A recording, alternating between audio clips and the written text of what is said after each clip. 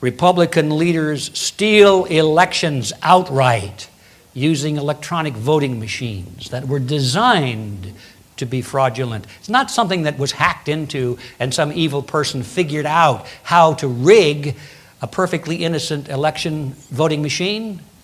These machines were designed from the very beginning to do that. Now, you would think the Democrats would be outraged because their candidates have lost elections with this rigged voting machines, but they're not. Oh, they say, I wonder if we lost the election. They do nothing. They remain silent because they know that rigged voting machines are really the ultimate form of the Quigley formula. They know that this is a way, ultimately, to allow the American people to think that they're participating in their own political destiny, and they have no idea what's going on in those machines, and the newscasters will tell them how they voted. And they're just waiting for their turn, the Democrats are. I think if they've been told, next election is their turn, so be patient. You see, these people are like wrestlers. Phony wrestlers. My grandmother used to watch wrestling matches. She'd get all excited, you know. Did you see that guy? Man, he hit him hard. He threw him out of the ring. I said, Grams, calm down. These are professionals. It's all put on. They rehearse this stuff. Oh, I don't think so. He really hit him hard, you know. I could never convince her that that was phony.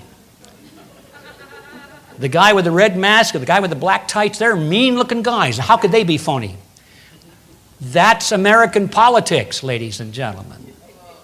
It's a phony wrestling match, and these guys are in it, and they can hardly wait until the American people are so dumbed down and so passive that they will accept electronic voting machines to tell them how they voted. And both political parties are in on that at the top. Now, there's quite a grassroots movement to expose all this and to reverse all this, but you'll find that this is coming from the grassroots. There's no support whatsoever from the top of either political party. Now, we got to talk about the cheerleaders. It's not just the political candidates themselves, but the cheerleaders are out there to tell us how to think and to shape the debate.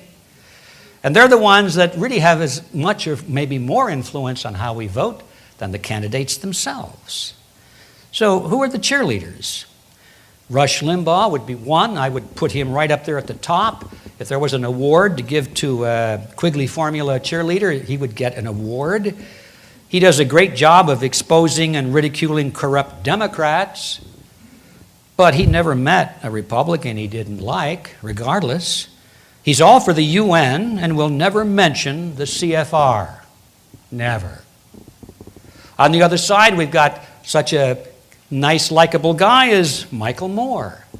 Now, Michael does a great job of exposing and ridiculing corrupt Republicans, but he never met a Democrat he didn't like. And he's all for the UN and will never mention the CFR. There's an organization that you've all heard about called Accuracy in Media. I used to think they were pretty good because they did a great job of exposing the deceit and treachery within the ranks of Democrats.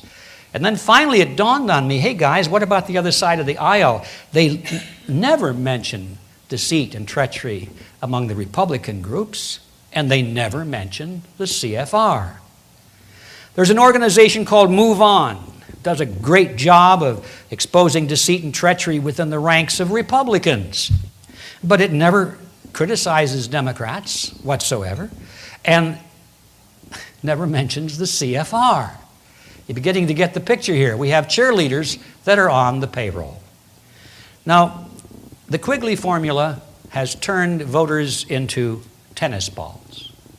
We have a tennis game, and then the Republican candidates on one side of the net and the Democrat candidates on the other, and we're the tennis balls. We're supposed to decide the outcome of our political destiny. So we allow ourselves to be hit really hard by one of the players, and we bounce over the net. We get over there, so this is better, and then finally we get hit, and back and forth, back and forth. We don't like this, we don't like that.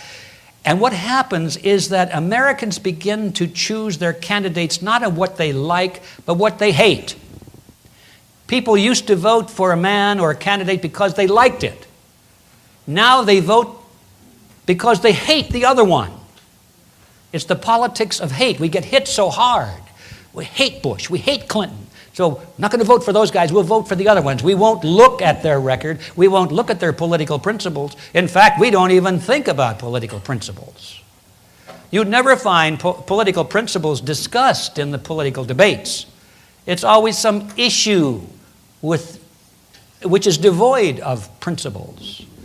And I think that little kids in the first grade classroom voting on the gender of a kitten are more apt to come up with the right answer than the American people voting on political parties or candidates without any knowledge of political principles whatsoever.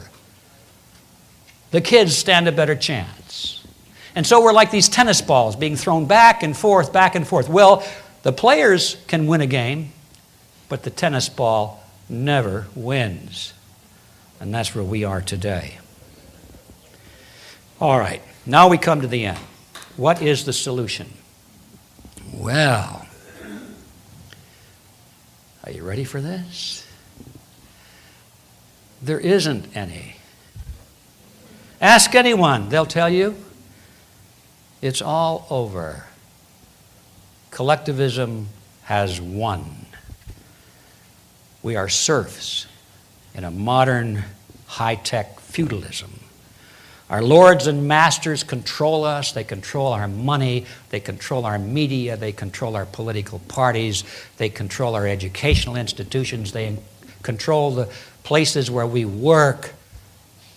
They control everything. They control the military. They control the police. You think we're going to change this?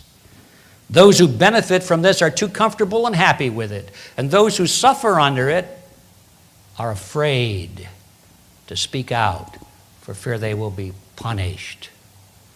So it's all over. Get used to it. Baloney. Now, wait a minute.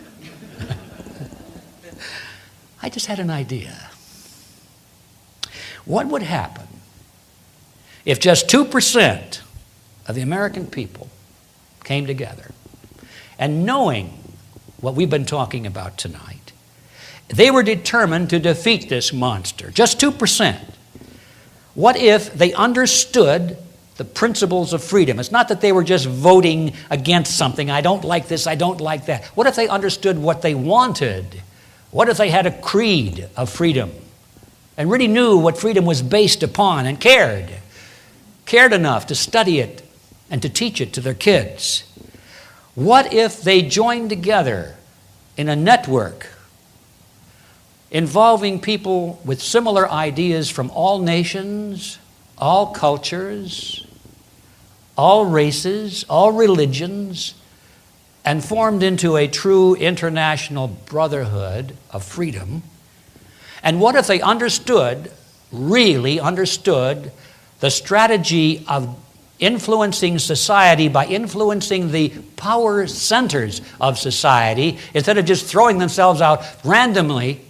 What if they understood the structure of society and said, hey, we're going to help each other and work with each other to become effective and dominant in the power centers of society and take them back just the way we lost them? Do you think if we did that, we could defeat this monster? Yes, I think so too. In fact, I know we can. And fortunately, there is an organization, a structure that is exactly like that. It's called Freedom Force International.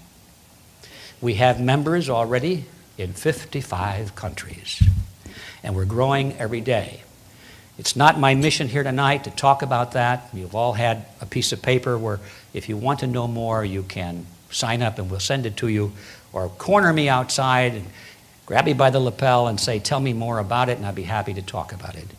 But I invite you to learn about Freedom Force and then to become a part of it.